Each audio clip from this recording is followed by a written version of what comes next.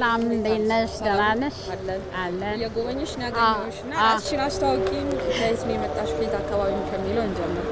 ከአሜሪካ ሀገር ነው የመጣሁት ከመጣሁኝ አንድ 2 ሳምንት ሆኖኛል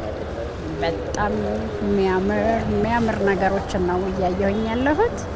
በጣም ደስ ይላል ምን ተመለከትሽ እስቲ በጣም አሁን ተለውጧል በጣም ደስ የሚል ነው ሁሉም አካባቢ ጽድት ብሏል እንደ ድሮ አይደለም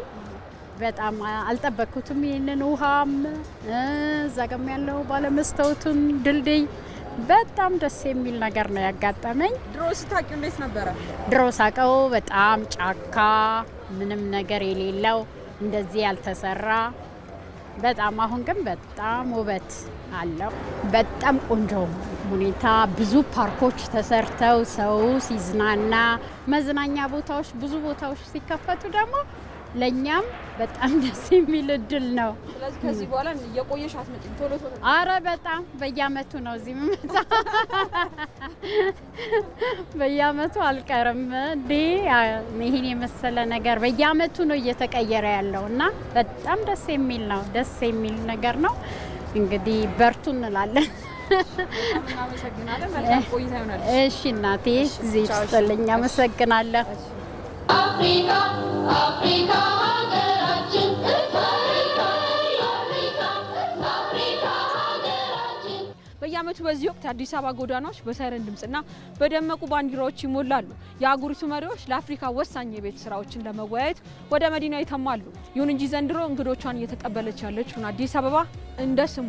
በሚመጥናት መልኩ እንዲሁም ደግሞ ለአፍሪካ የብልጽግና ተምሳሌት እንድትሆን አዲስ ገጽታን ተላብሳለች የአፍሪካ መሪዎች በህብረቱ አዳራሽ ስለ አጀንዳ 63 እና ስለ አህጉራዊ ትስስር ሲመክሩ ከአዳራሽ ውጭ ያለው የአዲስ አበባ ገጽታ የእነዚህ ውሳኔዎች ህያው ምስክር ሆኗል ቀደም ሲል የቆሻሻ መጣያና የብክለት ምንጭ የነበሩት 76ቱ የአዲስ አበባ ወንዞች ዛሬ ለመሪዎቹና ለልዑካኖቻቸው ማረፊያና መዝናኛ ወደ ሆኑ ውብ ፓርኮች ተቀይረዋል አራዳ ፓርክ ላይ እንግዲህ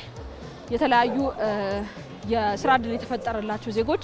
እየሰሩ ይገኛሉ ከቅርብ ጊዜያት ወዲህ በአዲስ አበባ እንደምንመለከተው የስራ ባህሉ ተቀይሯል 24 ሰዓት በ7 ቀን እየተሰራ ይገኛል አፍሪካ አፍሪካ ሀገራችን አፍሪካ ሀገራችን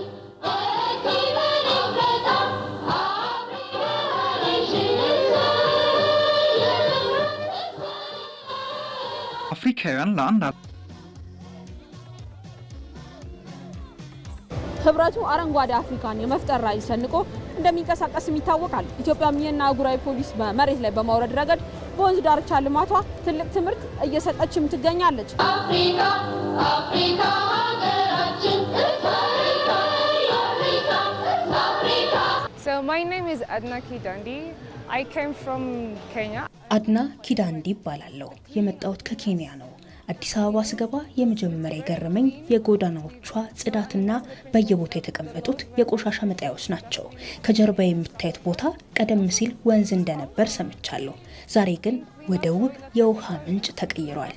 ይህ ለሌሎች የአፍሪካ ከተሞች ትልቅ ትምህርት ነው እንደ ሀገር አንድ ላይ ከቆምንና እንዲህ አይነት ንጹህ አካባቢዎችን ከፈጠርን የዓለም ሙቀት መጨመር መከላከል ብቻ ሳይሆን በመሰረተ ልማትና በትራንስፖርትም ትልቅ ለውጥ ማምጣት እንችላለን ይህ የወንዝ ዳርቻ ልማት ኢትዮጵያ ለአፍሪካ ህብረት እድገት ያላትን ዝግጁነት የሚያሳይ ደማቅ ምሳሌ ይመስለኛል በአንድነት ከተጓዝን የማንወጣው ተራራ አይኖርም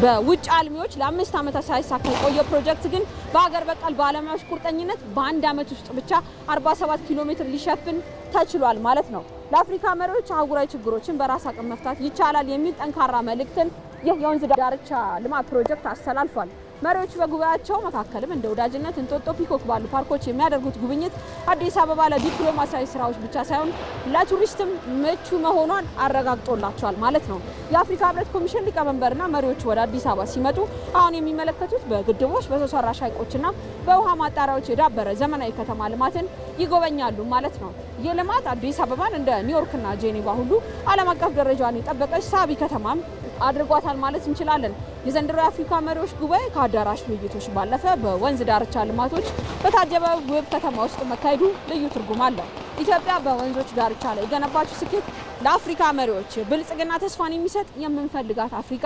ሩቅ እንዳልሆነች የሚያሳይ የአህጉራዊ ኩራት ማሳያ ሆኗል።